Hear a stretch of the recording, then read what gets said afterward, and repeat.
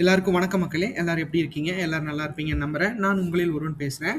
நாம இந்த காணொளியில என்ன பார்க்க போறோம் அப்படின்னு பார்த்தீங்க அப்படின்னா, 2026 சட்டப்பேரவை தேர்தல் தமிழ்நாட்டில நடக்கப் போற காரணத்தினால, எந்தெந்த கட்சிகள் எப்படி வெற்றி வேட்பாளர்கள் நிறுத்தியிருக்காங்க, இந்த முறை வெல்லப்போகும் அணி எது என்று பார்க்கலாம். பகுதி 5 பார்க்க போறோம்.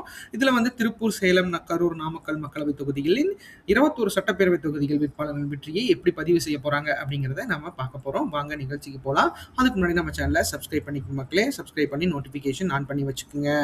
அப்பதான் நம்ம போடுற ஒவ்வொரு வீடியோவும் உங்களுக்கு உடனுக்குடனே கிடைக்கிறதுக்கு வாய்ப்புகள் இருக்கு. ஏன்னா எலெக்ஷன் டைம் வேற நெருங்கிருச்சு. ஸோ அதனால எல்லாருமே நோட்டிஃபிகேஷன் ஆன் பண்ணி வச்சுக்கோங்க.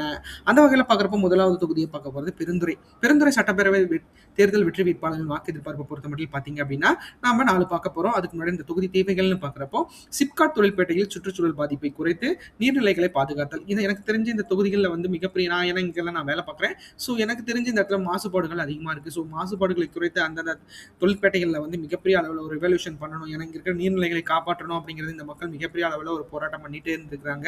அந்த வகையில் பார்க்குறப்ப வேலை வாய்ப்பு, கிராமப்புற சாலை வசதிகளை மேம்படுத்தல. ஏன்னா இந்த தொகுதியை பொறுத்தளவுக்கு பார்த்தீங்க அப்படின்னா சென்னிமலை வரைக்குமே பார்த்தீங்கன்னா கிராமப்புறங்களாக தான் இருக்கும். ஸோ எனக்கு தெரிஞ்சு பெருந்துறை பவானிலேருந்து பெருந்துறை வர வழியில் மட்டும்தான் பைபாஸ் இருக்குது. ஸோ நிறைய கிராமப்புற பகுதிகளை மேம்படுத்தணும், மின்சாரம் மற்றும் குடிநீர் வசதி நிலையானதாக கிடைக்கணும் அப்படிங்கிறத வந்து இந்த மக்கள் விரும்புகிறாங்க. அந்த வகையில் இந்த தொகுதியில் சிட்டிங் எம்எல்ஏவா இருக்கிற அதிமுகவை சார்ந்த ஜெயக்குமார் அவர்களுக்கு தான் இந்த தடவை கொடுத்திருக்காங்க. அவர் பார்த்தீங்க அப்படின்னா 36.40% 72,478 வாக்குகளும் பெறுவதற்கு வாய்ப்புகள் இருக்கு. அவர் வெற்றி பெறுவதற்கான வாய்ப்புகளும் அதிகமா இருக்கு.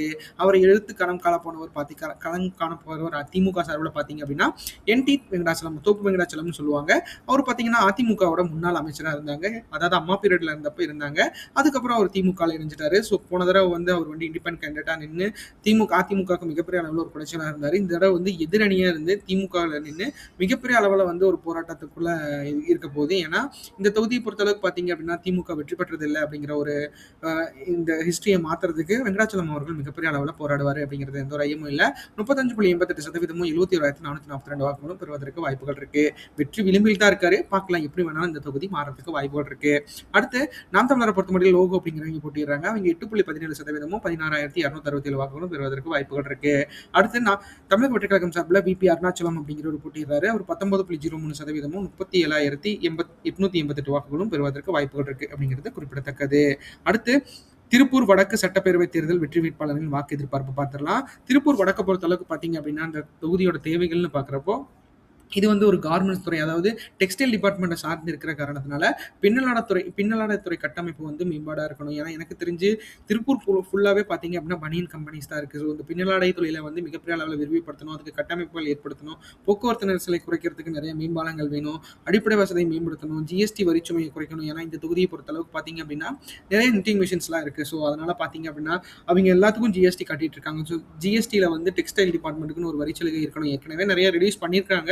ஸோ இன்னும் வேணும் அப்படிங்கிற கேட்குறாங்க. ஜவுளி பூங்கா, மேம்பாலங்கள், பாதாள சாக்கடை வசதி, தொழிலாளர்கள். ஏன்னா இங்கே வந்து தொழிலாளர்களை பொறுத்தளவுக்கு பார்த்தீங்க அப்படின்னா இங்கே வந்து நார்த் இந்தியன்ஸ் அதிகமாக இருக்காங்க. அதே மாதிரி எல்லாரும் மனிதர்கள் தான். ஸோ அவங்களும் இந்தியன்ஸ் தான். ஸோ அவங்களுக்கும் நல்ல ஒரு செட்டில்மெண்ட்ஸ் மாதிரி இந்த இடத்துல இருக்கணும் அப்படிங்கிறத வந்து இந்த தொகுதி மக்கள் விரும்புகிறாங்க. அந்த வகையில் பார்க்குறப்ப பார்த்தீங்க அப்படின்னா இந்த இடத்துல அதிமுக தான் வெற்றி பெறுவதற்கு வாய்ப்புகள் இருக்கு. அதிமுக சார்பில் எம்எஸ்எம் ஆனந்தன் அவர் தான் போட்டிடுறாரு. அவர் இந்த தொகுதியோட மிகப்பெரிய அளவில் ஒரு ஆளுமையாக இருக்காரு. அவர் 34.88% 94,35 வாக்குகளும் பெறுவதற்கு வாய்ப்புகள் இருக்கு. அடுத்து திமுக சார்பில் கூட்டணி கட்சிக்கு இது ஒதுக்கியிருக்காங்க. கம்யூனிஸ்ட் பார்ட்டி ஆஃப் இந்தியா சார்பில் ரவி சுப்பிரமணியன் அப்படிங்கிறவர் போட்டிடுறாரு. அவர் 31.98% 86,216 வாக்குகளும் பெறுவதற்கு வாய்ப்புகள் இருக்கு அப்படிங்கிறது குறிப்பிடத்தக்கது. அடுத்து பார்த்தீங்க அப்படின்னா நாம் தமிழர் பொறுத்த மட்டும் பார்த்தீங்க அப்படின்னா அந்த தொகுதியில் அபிநயம் அப்படிங்கிறவங்க போட்டிடுறாங்க. அவங்க 10.70% 28,847 வாக்குகளும் பெறுவதற்கு வாய்ப்புகள் இருக்கு. அடுத்து தமிழக வெற்றி கழகம் சார்பில் வி சத்யபாமா அப்படிங்கிறவங்க போட்டிடுறாங்க. அவங்க பார்த்தீங்க அப்படின்னா 20.02% 53,973 வாக்குகளும் பெறுவதற்கு வாய்ப்புகள் இருக்கு. சத்யபாமா பார்த்தீங்க அப்படின்னா அதிமுகவில் வந்து எம்பியா இருந்திருக்காங்க. அவங்க வந்து இப்போ வந்து தமிழக வெற்றி கழகத்தோட இருக்காங்க. அடுத்து பார்த்தீங்க அப்படின்னா திருப்பூர் தெற்கு சட்டப்பேரவை தேர்தல் வெற்றி வேட்பாளர்களின் வாக்கு எதிர்பார்ப்பு பார்த்துடலாம். அந்த வகையில் இந்த தொகுதி தேவைகள்னு பார்க்குறப்ப பார்த்தீங்க அப்படின்னா உட்கட்டமைப்பு, தொழில்துறை சார்ந்த தேவை, மேம்படுத்தப்பட்ட சாலை வசதி, பாதாள சாக்கடை திட்டம், நொய்யல் ஆற்று மாசுபாட்டை குறைத்தல், விசைத்தறி தொழிலாளரின் சிறப்பு சலுகை. எனக்கு தெரிஞ்சு இதில் நான் ரொம்ப இம்பார்ட்டண்ட்டாக நான் இந்த வேட்பாளர்கள்ட்ட நான் வந்து கேட்குறது என்ன அப்படின்னா நொய்யல் ஆற்றை வந்து மிகப்பெரிய அளவில் மாசுபட்டதாக இருக்குதுங்க. கண்டிப்பாக அது வந்து நீங்கள் மாற்றி கொடுக்கணும். ஏன்னா நான் வந்து என்னோட டேட்டாபேஸ் போகிறப்ப மிகப்பெரிய அளவில் பார்த்து நான் ரொம்ப வருத்தப்படுற ஒன்று வந்து இந்த நொய்யல் ஆறு வந்து மிகப்பெரிய அளவில் மாசடைஞ்சிருக்கு. அது ஏன் வந்து ஒரு இயற்கையை வந்து ஏன் இப்படி வந்து பண்ணுறாங்க எனக்கு அப்படின்னு ஒன்றுமே புரியல. எனக்கு தெரிஞ்சு நம்மளுக்கு தொழில் வளம் எவ்வளோ முக்கியமோ அதை விட இயற்கை முக்கியம். ஒரு நாள் இயற்கை கோவப்பட்டது அப்படின்னா நம்மளுக்கு தொழில் வளமே இல்லாமல் போயிடும். ஸோ இந்த தொகுதியோட வெற்றி வேட்பாளரை யாராக இருந்தாலும் சரி, அவங்க கண்டிப்பாக அதை வந்து ரெடியூஸ் பண்ணணும். திருப்பூரை மிகப்பெரிய அளவில் மீட்டெடுக்கணும் அப்படிங்கிறத வந்து நான் உறுதியாக தெரிவிச்சுக்கிறேன். எங்களுக்கு வேலை ரொம்ப ரொம்ப முக்கியம், அதை விட இயற்கை ரொம்ப ரொம்ப முக்கியம். கடைசி காலத்தில் எல்லாரும் கேன்சர் வந்து சாவறதுக்கு இப்பயே அதுக்கு வந்து எல்லாருமே வந்து ஒரு நல்லதை ஏற்படுத்தணும். ஸோ அந்த வேட்பாளர் வந்து யார் ஜெயிச்சாலும் சரி, எனக்கு தெரிஞ்சு திமுகவோட தினேஷ்குமார் அவர்கள் வெற்றி பெறுவதற்கான வாய்ப்புகள் அதிகமாக இருக்குது. ஸோ அவர்கிட்ட நான் வந்து அவர்கிட்டயும் சரி, பாஜக சார்பில் இப்போ தங்கராஜ் அவர்களும் சரி, நாம் தமிழர் சார்பில் பேரறிவாளரும் சரி, தமிழக வெற்றி கழகம் சார்பில் பாலமுருகன் அவர்களும் சரி, எல்லாருமே 4 பேர்த்துல யார் ஜெயிச்சாலும், இல்லை இண்டிபெண்ட் கேண்டிடேட் எத்தனை பேர் இருந்தாலும் ஜெயிச்சாலும் சரி, இந்த தொகுதியை மிகப்பெரிய அளவில் மீட்டு கொடுங்க, திருப்பூரையே மீட்டு கொடுங்க அப்படிங்கிறத நான் இந்த காணொலி மூலம் கேட்குற ஒரே ஒரு கோரிக்கை. நானே கேட்குறேன். எனக்கும் வந்து நான் அந்த பார்த்துருக்கேன். பார்த்து வருத்தப்பட்ட கடத்த நான் உங்கள்கிட்ட கேட்குறேன். அந்த வகையில் பார்க்குறப்ப பார்த்தீங்க அப்படின்னா திமுக சார்பில் தினேஷ்குமார் அப்படிங்கிற போட்டிடுறாரு. அவர் 33.59% 61,147 வாக்குகளும் பெறுவதற்கு வாய்ப்புகள் இருக்கு. அடுத்து பிஜேபி சார்பில் பார்த்தீங்க அப்படின்னா தங்கராஜ் அப்படிங்கிறவர் போட்டிடுறாரு. அவர் 31.59% 57,506 வாக்குகளும் பெறுவதற்கு வாய்ப்புகள் இருக்கு. அடுத்து நாம் தமிழர் கட்சி சார்பில் பேரறிவாளன் அப்படிங்கிறவங்க போட்டிடுறாங்க. அவங்க 10.51% 19,138 வாக்குகளும் பெறுவதற்கு வாய்ப்புகள் இருக்கு. அடுத்து தமிழக வெற்றி கழகம் சார்பில் பாலமுருகன் அப்படிங்கிற போட்டியிடுறாரு. அவர் 23.25% 42,324 வாக்குகளும் பெறுவதற்கு வாய்ப்புகள் இருக்கு அப்படிங்கிறது குறிப்பிடத்தக்கது. அடுத்து வேடச்சந்தூர் சட்டப்பேரவை தேர்தல் வெற்றி வேட்பாளரின் வாக்கு எதிர்பார்ப்பு பார்த்துடலாம். அந்த வகையில் இந்த தொகுதி தேவைகள்னு பார்க்குறப்ப பார்த்தீங்க அப்படின்னா உஜிலியாம்பாறை தனி வட்டமாக மேம்படுத்தணும், விவசாயத்திற்கான நீர்ப்பாசன வசதிகள் இருக்கணும், சாலை வசதி மேம்பாடு இருக்கணும், புகையிலை மற்றும் சின்ன வெங்காய விவசாயத்திற்கான ஆதரவு இருக்கணும், அவங்களுக்கு தொழிற்பேட்டைகள், அதாவது விவசாயத்துக்குன்னு இந்த இடத்துல வந்து தொழிற்சாலைகளை அமைத்து தரணும் அப்படிங்கிறத வந்து இந்த மக்கள் மிகப்பெரிய அளவில் விரும்புகிறாங்க. ஸோ இந்த மக்கள் எப்படி என்ன பண்ண போகிறாங்க அப்படிங்கிறத நம்ம பொறுத்திருந்து பார்க்கலாம். அந்த வகையில் பார்க்குறப்ப பார்த்தீங்க அப்படின்னா அந்த தொகுதியில் அதிமுக சார்பில் விபிபி பரமசிவம் அப்படிதான் போட்டிடுறாரு. அவர் வெற்றி பெறுவதற்கான வாய்ப்புகள் இருக்கு. அவர் 36.16% 78,724 வாக்குகளும் பெறுவதற்கு வாய்ப்புகள் இருக்கு. அடுத்து திமுக சார்பில் காந்திராஜன் அப்படிங்கிறவர் போட்டிடுறாரு. அவர் பார்த்தீங்க அப்படின்னா 33.64% 73,250 வாக்குகளும் பெறுவதற்கு வாய்ப்புகள் இருக்கு. அடுத்து நாம் தமிழர் கட்சி சார்பில் பார்த்தீங்க அப்படின்னா ஹுசைன் அப்படிங்கிறவன் போட்டிடுறாரு. அவர் 8.60% 18,716 வாக்குகளும் பெறுவதற்கு வாய்ப்புகள் இருக்கு. அடுத்து தமிழக வெற்றி கழகம் சார்பில் பார்த்தீங்க அப்படின்னா டாக்டர் என் நாகஜோதி அப்படிங்கிறவங்க போட்டிடுறாங்க. அவங்க 19.14% 41,676 வாக்குகளும் பெறுவதற்கு வாய்ப்புகள் இருக்கு அப்படிங்கிறது குறிப்பிடத்தக்கது. அடுத்து அரவங்குறிச்சி சட்டப்பேரவை தேர்தல் வெற்றி வேட்பாளரின் வாக்கு எதிர்பார்ப்பை பார்த்துடலாம். அந்த வகையில் பார்க்குறப்ப பார்த்தீங்கன்னா 4 பேர்த்த பார்க்க போகிறோம்.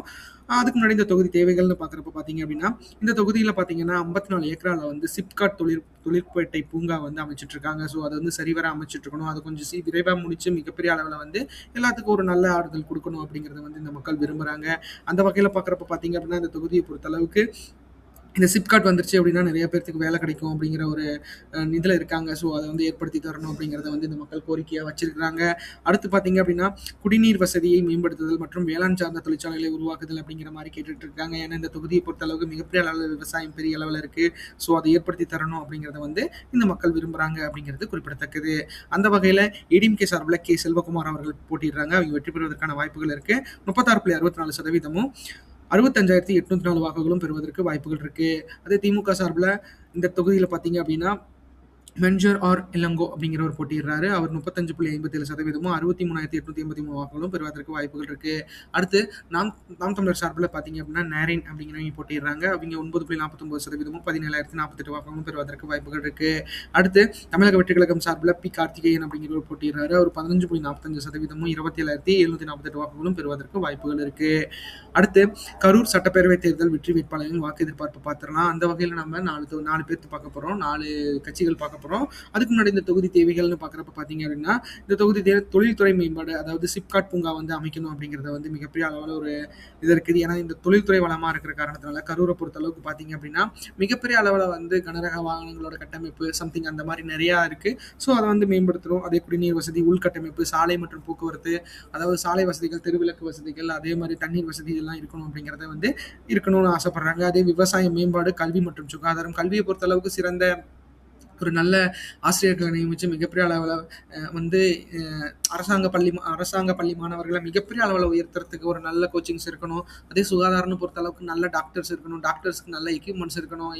உடனே எல்லா இதுவும் இது பண்ற மாதிரி ஒரு சுகாதாரம் அமையணும் அப்படிங்கிறத வந்து ஏன்னா கரூர் மாநகராட்சி இருக்கு. ஸோ அதனால அது எல்லாமே ஏற்படுத்தி தரணும் அப்படிங்கிறத நான் வந்து இந்த கோரிக்கை மூலம் இந்த மக்கள் கோரிக்கையா வைக்கிறாங்க.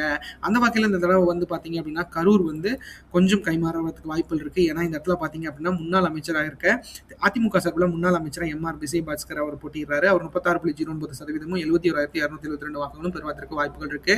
அடுத்து திமுக சார்பில பார்த்தீங்க அப்படின்னா, செந்தில் பாலாஜி அவர்கள் நிக்கல. அவருக்கு பதிலா ஆசி தியாகராஜன் அவர் போட்டியிடுறாரு. அவர் 33.82% 66,789 வாக்குகளும் பெறுவதற்கு வாய்ப்புகள் இருக்கு. அடுத்து நாம் தமிழர் கட்சி சார்பில் கருப்பையா அப்படிங்கிறவங்க போட்டியிடுறாங்க. அவங்க 8.99% 17,754 வாக்குகளும் பெறுவதற்கு வாய்ப்புகள் இருக்கு. அடுத்து இந்த இடத்துல பார்த்தீங்க அப்படின்னா, தமிழக வெற்றி கழகம் சார்பில் மதியழகன் அவர் தான் போட்டிடுறாரு. அவர் அந்த கரூர் இன்சிடென்ட்ல அவர் கைதானவர். ஸோ அவருக்கு வந்து மிகப்பெரிய அளவில் ஒரு அங்கீகாரம் கொடுத்து இந்த இடத்துல வந்து அவர் கரூர்லேயே நிற்க வச்சிருக்காரு விஜய் அவர்கள். ஸோ மதியழகன் அவர்கள் 20.59% 40,622 வாக்குகளும் பெறுவதற்கு வாய்ப்புகள் இருக்கு. வெற்றி பெறுவதற்கு வாய்ப்புகள் இவருக்கு இருக்கு. அது எப்படி இருக்குன்னு சொல்றேன்னா, அந்த மக்கள் எனக்கு தெரிஞ்சு இது வந்து மக்கள் மனதிலிருந்து வந்தது வந்து ஒரு 10% தான். டேட்டாஸ் எடுத்ததுலலாம் 90%. ஸோ அந்த மக்கள் மனசை நான் 10% தான் என்னால் புரிய முடியுது. ஸோ எப்படி இருக்க போகுது அப்படிங்கிறத நீங்கள் கமெண்ட்ல சொல்லுங்க. அடுத்து கிருஷ்ணராயபுரம் சட்டப்பேரவை தேர்தல் வெற்றி வேட்பாளர்கள் வாக்கு எதிர்பார்ப்பு பார்த்துடலாம். அதுக்கு முன்னாடி இந்த தொகுதி தேவைகள்னு பார்க்குறப்போ, இந்த தொகுதியில் பாசன நீர் வசதி, விவசாய விளைபொருட்களுக்கு நியாயமான விலை, சாலை வசதி மேம்பாடு மற்றும் வேலை வாய்ப்புகளை உருவாக்கும் தொழிற்சாலைகள் இருக்கணும் அப்படிங்கிறத வந்து இந்த மக்கள் மிகப்பெரிய அளவில் கோரிக்கையாக வச்சிருக்காங்க. அந்த வகையில் இந்த இடத்துல அதிமுக வெற்றி பெறுவதற்கான வாய்ப்புகள் இருக்கு. அதிமுக சார்பில் பார்த்தீங்க அப்படின்னா திவ்யா அப்படிங்கிறவங்க போட்டிடுறாங்க. 36.38% 64,589 வாக்குகளும் பெறுவதற்கு வாய்ப்புகள் இருக்கு. திமுக சார்பில் பார்த்தீங்க அப்படின்னா கே ராஜா அவங்க போட்டிடுறாங்க. 34.80% 61,784 வாக்குகளும் பெறுவதற்கு வாய்ப்புகள் இருக்கு. அடுத்து நாம் தமிழர் சார்பில் பார்த்தீங்க அப்படின்னா சத்யா அப்படிங்கிறவங்க போட்டிடுறாங்க. இவங்க 8.58% 15,233 வாக்குகளும் பெறுவதற்கு வாய்ப்புகள் இருக்கு. தமிழக வெற்றி கழகம் சார்பில் எஸ் மாதன் அப்படிங்கிறவங்க போட்டிடுறாங்க. அவங்க பார்த்தீங்க அப்படின்னா 17.55% 31,158 வாக்குகளும் பெறுவதற்கு வாய்ப்புகள் இருக்கு அப்படிங்கிறது குறிப்பிடத்தக்கது. அடுத்து பார்த்தீங்க அப்படின்னா, விராலிமலை சட்டப்பேரவை தேர்தல் வெற்றி வேட்பாளர்கள் வாக்கு எதிர்பார்ப்பு பார்த்துடலாம். அதுக்கு முன்னாடி இந்த தொகுதி தேவைகள்னு பார்க்குறப்ப பார்த்தீங்க அப்படின்னா, ஜல்லிக்கட்டு பாரம்பரியத்தை பாதுகாத்தல், கீரனூர்ல மின்மயானம் அமைக்கணும், வேலைவாய்ப்பு அதிகரிக்கணும், தொழில் வளர்ச்சி உட்கட்டமைப்பு மேம்பாடுகள் இருக்கணும், குடிநீர் வசதி, கல்வித்தரம் உயர்த்தல் போன்றதெல்லாம் இந்த இடத்துல தொகுதியில் கோரிக்கையாக அந்த மக்கள் வச்சிருக்காங்க.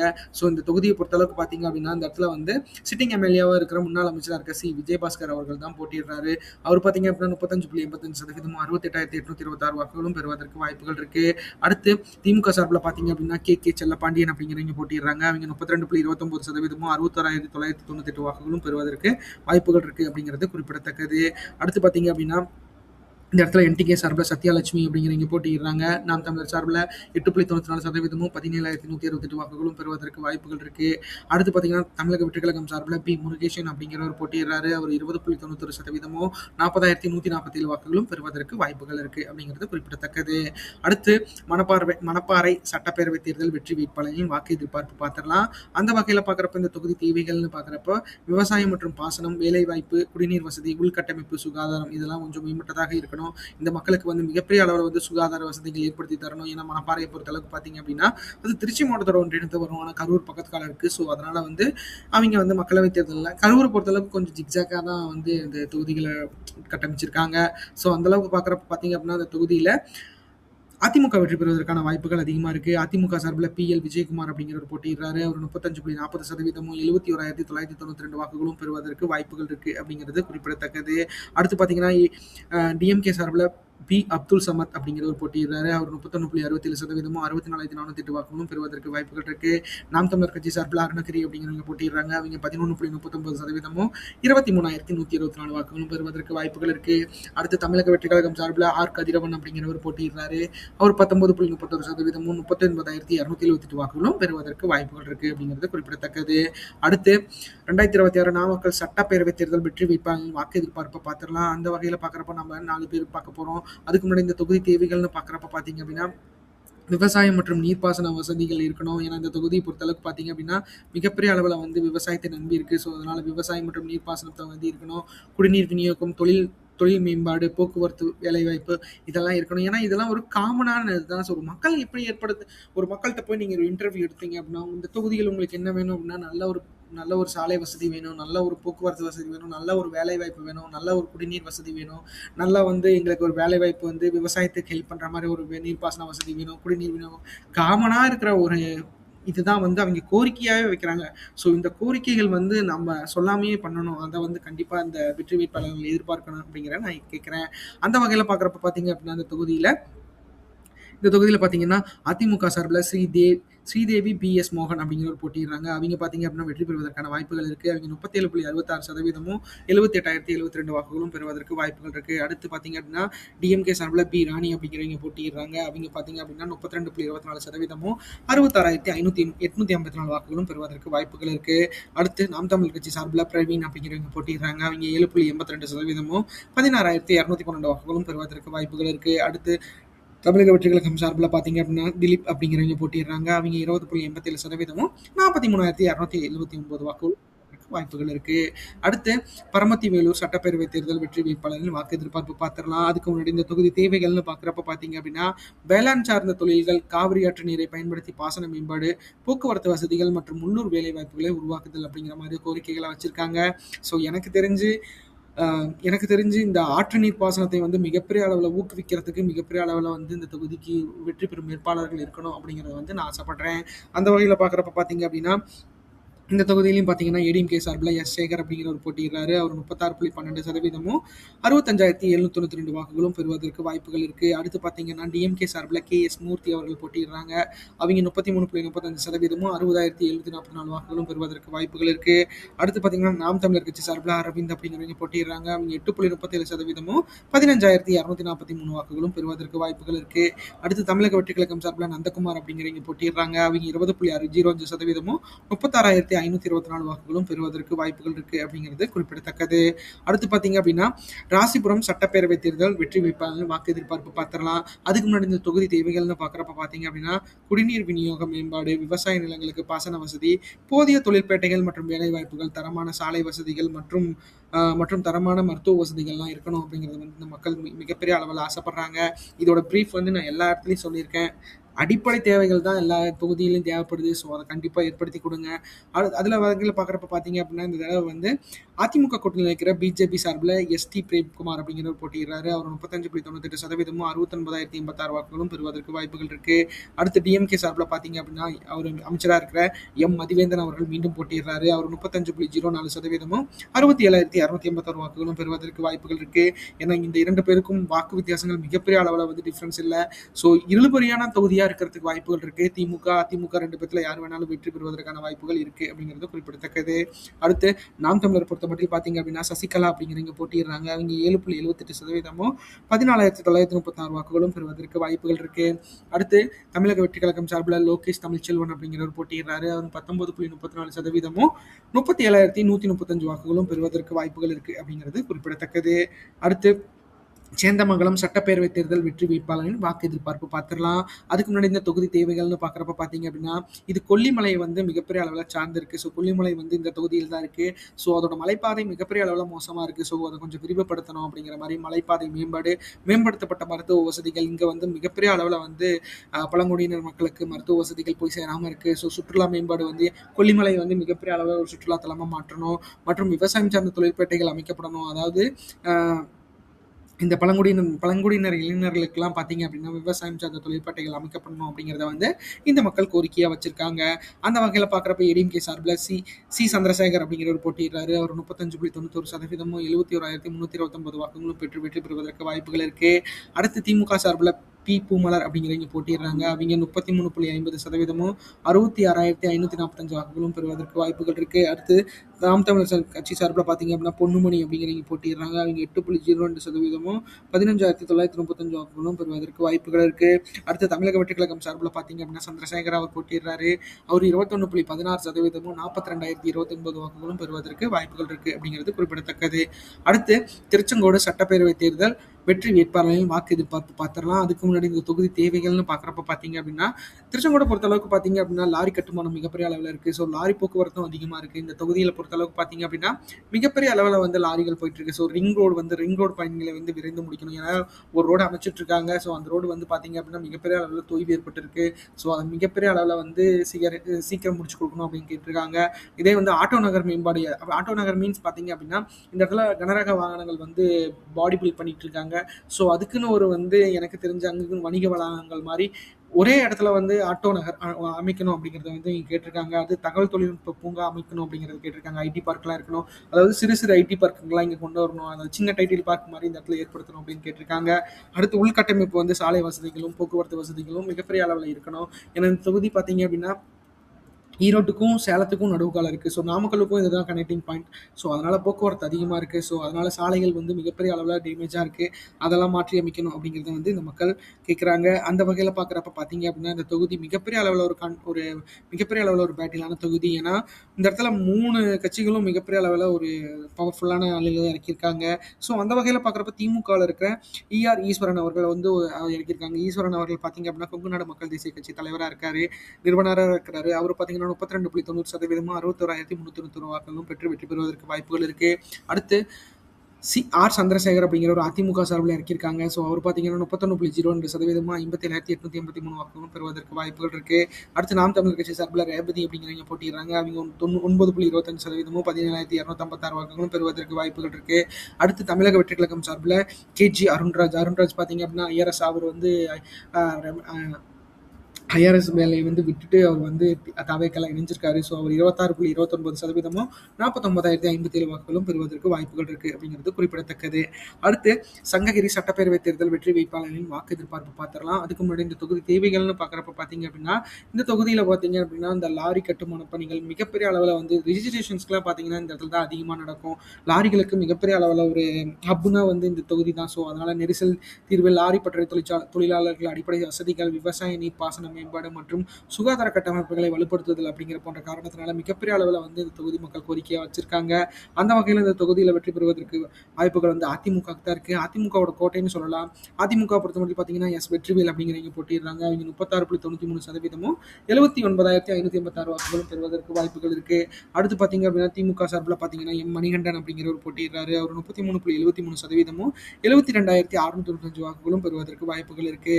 அடுத்து நாம் தமிழர் கட்சி சார்பில் நித்யா அருள் அப்படிங்கிறவங்க போட்டிடுறாங்க. அவங்க பார்த்தீங்கன்னா 7.02% 15,130 வாக்குகளும் பெறுவதற்கு வாய்ப்புகள் இருக்கு.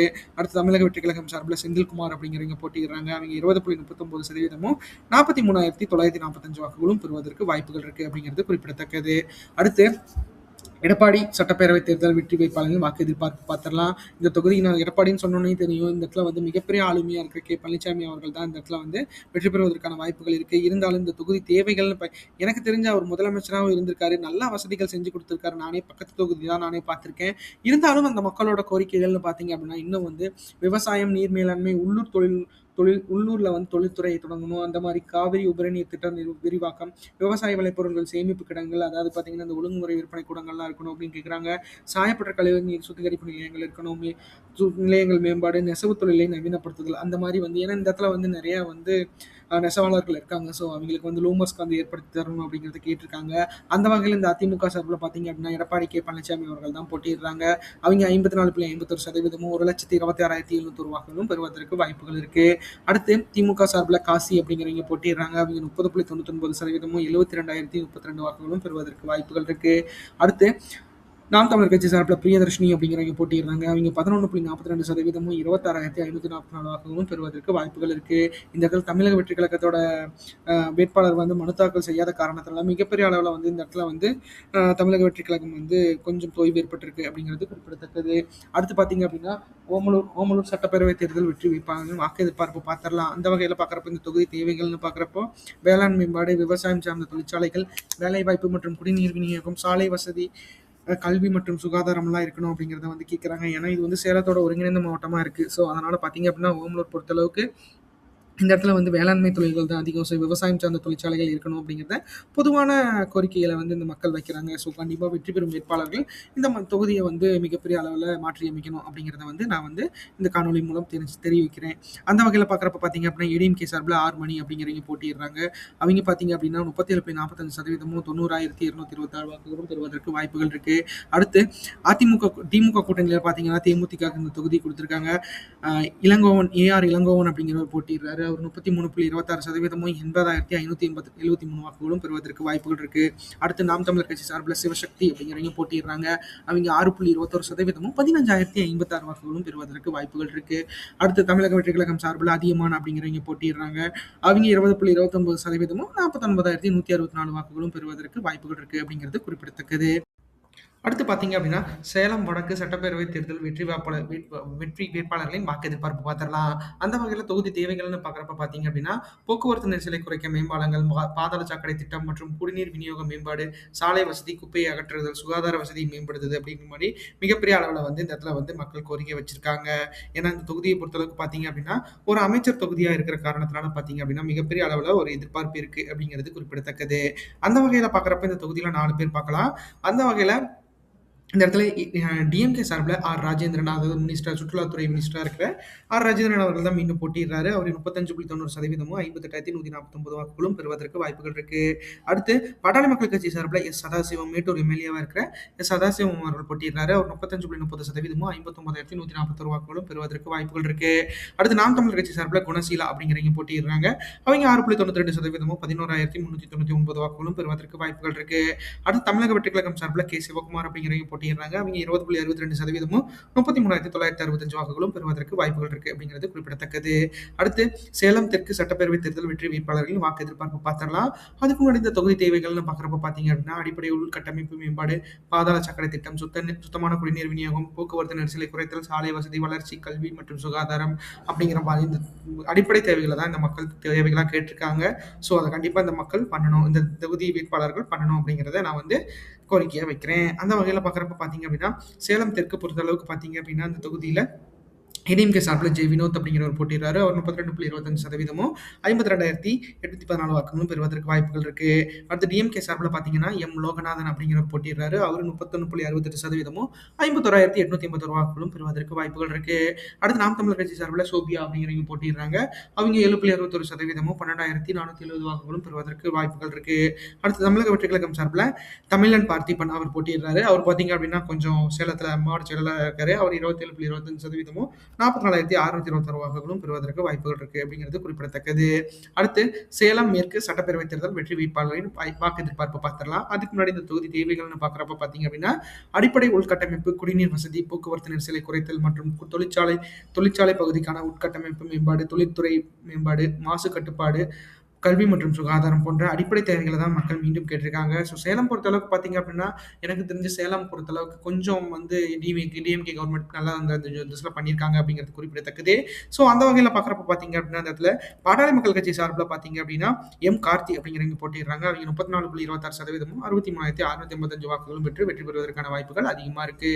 அடுத்து தேமுதிக சார்பில் பார்த்தீங்க அப்படின்னா அழகபுரம் மோகன்ராஜ் அப்படிங்கிறவர் போட்டிடுறாரு. அவர் 32.49%, 60,384 வாக்குகளும் பெறுவதற்கு வாய்ப்புகள் இருக்கு. அடுத்து நாம் தமிழர் பொறுத்த மட்டும் பார்த்தீங்க அப்படின்னா சுரேஷ்குமார் அப்படிங்கிறவர் போட்டிடுறாரு. அவர் 5.94%, 11,048 வாக்குகளும் பெறுவதற்கு வாய்ப்புகள் இருக்கு. அடுத்து தமிழக வெற்றி கழகம் சார்பில் லட்சுமணன் அப்படிங்கிறவர் போட்டிடுறாரு. அவர் 20.18%, 37,513 வாக்குகளும் பெறுவதற்கு வாய்ப்புகள் இருக்கு அப்படிங்கிறது குறிப்பிடத்தக்கது. அடுத்து வீரபாண்டி சட்டப்பேரவை தேர்தல் வெற்றி வேட்பாளர்களின் வாக்கு எதிர்பார்ப்பு பார்த்துடலாம்.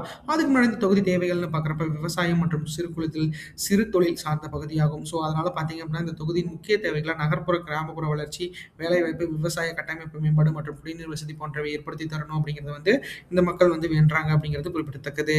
இந்த வகையில் பார்க்குறப்ப இந்த இடத்துல ஏடிஎம்கே சார்பில் ஸ்ரீ பாலாஜி சுகுமார் அப்படிங்கிறவர் போட்டிடுறாரு. அவர் 36.20%, இந்த இடத்துல வந்து 76,580 வாக்குகளும் பெறுவதற்கு வாய்ப்புகள் அதிகமாக இருக்கு. அடுத்து டிஎம்கே சார்பில் ஏகே தருண் அப்படிங்கிறவர் போட்டியிடுறாரு. அவர் 34.75%, 73,518 வாக்குகளும் பெறுவதற்கு வாய்ப்புகள் இருக்கு. அடுத்து நாம் தமிழர் கட்சி சார்பில் ராஜேஷ்குமார் அப்படிங்கிறவர் போட்டியிடுறாரு. அவர் 6.83%, 14,442 வாக்குகளும் பெறுவதற்கு வாய்ப்புகள் இருக்கு. அடுத்து தமிழக வெற்றி கழகம் சார்பில் பழனிவேல் அப்படிங்கிறவங்க போட்டியிடுறாங்க. அவங்க 20.67%, 43,726 வாக்குகளும் பெறுவதற்கு வாய்ப்புகள் இருக்கு அப்படிங்கிறது குறிப்பிடத்தக்கது. இந்த காணொலி உங்களுக்கு ரொம்ப பிடிச்சிருக்குன்னு நினைக்கிற மக்களே நம்ம சேனலை சப்ஸ்கிரைப் பண்ணுங்க, லைக் பண்ணுங்க, ஷேர் பண்ணுங்க, கமெண்ட் பண்ணுங்க. ஏன்னா நம்மளுக்கு பொறுத்தளவு பார்த்தீங்க அப்படின்னா ஒவ்வொரு தொகுதியிலும் எந்த மாதிரியான வேட்பாளர்கள் நிறுத்திருக்காங்க, அவங்களோட சொத்து விவரங்கள்லாம் ஆட் பண்ணலான்னு தான் நினைச்சேன். பட் ஆனால் வந்து நம்மளுக்கு கொஞ்சம் மிகப்பெரிய அளவில் வந்து பொறுப்புகள், ஏன்னா ஒரு 30 நிமிஷத்துக்குள்ள வீடியோ முடிச்சா மட்டும் தான் நம்மளுக்கே இம்ப்ரெசிவா இருக்கும். ஸோ அதனால பார்த்தீங்க அப்படின்னா, இந்த தொகுதிகள்ல வாக்கு எதிர்பார்ப்பு போடுறதுக்கே எனக்கு வந்து மிகப்பெரிய அளவுல லேட்டா இருக்கு. ஸோ சொத்து விவரங்கள பத்தி நான் எடுத்துக்கிட்டு இருக்கேன். அது கண்டிப்பா வந்து எல்லா காணொளிகளிலும் மீண்டும் வரதுக்கு வாய்ப்புகள் இருக்கு. நீங்க சப்ஸ்கிரைப் பண்ணி வச்சுக்கங்க. சப்ஸ்கிரைப் பண்ணி நோட்டிஃபிகேஷன் ஆன் பண்ணி வச்சுக்கங்க. நம்ம போடுற ஒவ்வொரு வீடியோஸும் உங்களுக்கு தேவையான ஒண்ணா தான் நான் கருதுறேன். ஸோ எனக்கு எப்படி தேவைப்படுதோ அதே மாரி உங்களுக்கும் தேவைப்படும். எனக்கு எனக்கு இந்த கோடி பேர்த்துல 6, 7 கோடி பேர்த்துல ஒருத்தருக்கு என்னோட வீடியோ பார்த்து மிகப்பெரிய அளவுல ஒரு இம்ப்ரெசிவா ஆனாலே நான் மிகப்பெரிய அளவுல சந்தோஷம் அடைவேன். நான் மிகப்பெரிய போராட்டங்களுக்கு இடையில தான் வீடியோ போடுறேன். என்ன சப்ஸ்கிரைப் பண்ணுங்க. நன்றி. வணக்கம்.